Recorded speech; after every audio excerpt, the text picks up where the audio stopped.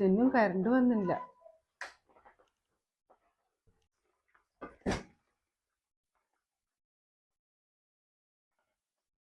ചേച്ചി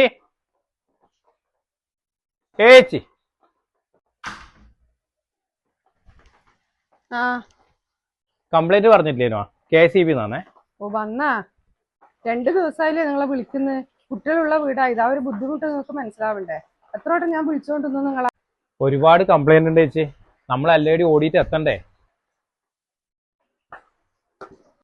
നിങ്ങൾക്ക് നിങ്ങളെ കാരണം പറയണ്ട, പക്ഷെ നമ്മളെ ബുദ്ധിമുട്ട് നിങ്ങൾ മനസ്സിലാക്കണ്ടേ? അവിടെ ഏതാ മീറ്റർ ബോക്സ്?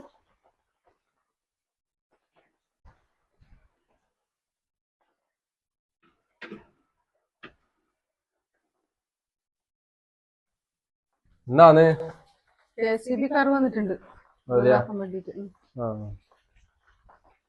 2 ദിവസമായി വിളിച്ചിട്ട്. ബില്ലടക്കാൻ വേണ്ടിട്ട് ഒരു ദിവസം നേരം പോയിട്ടുണ്ട്. 5 മിനിറ്റ് കൊണ്ട് അവര് ഫീസ് വരാൻ വരും. മുണ്ടാണ്ടിക്ക്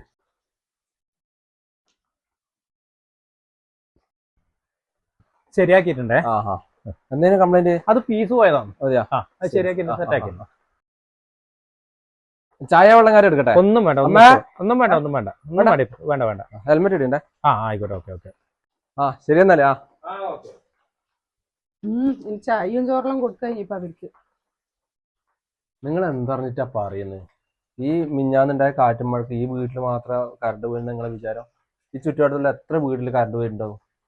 ഇവിടെ മാത്രം നന്നാക്കിയാൽ മതിയാ? അവര് വന്നിട്ടാകുമ്പോ അവരെ ചൂടാകുന്ന അവരോട്. ചിലപ്പോ ആ ചങ്ങായാലുണ്ടല്ലോ ഒരു 2-3 ദിവസമായിട്ട് സ്വന്തം വീട്ടിൽ പോയിട്ട് നമുക്ക് വേണ്ടിട്ട് ഇത്ര കഷ്ടപ്പെടുന്നു. ഉറങ്ങുന്നുണ്ടാവില്ല, തിന്നുന്നുണ്ടാവില്ല. അത് നിങ്ങൾക്ക് ചിന്തിക്കേണ്ട ആവശ്യമില്ല.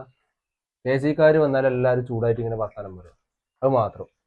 സ്വിച്ച് ഇട്ടാൽ ബൾബ് കത്തണം, അത്രയല്ലേ നിങ്ങൾക്കുള്ളൂ. ഇവർ കഷ്ടപ്പാടൊന്നും നിങ്ങൾക്ക് തിരിയുന്നില്ല.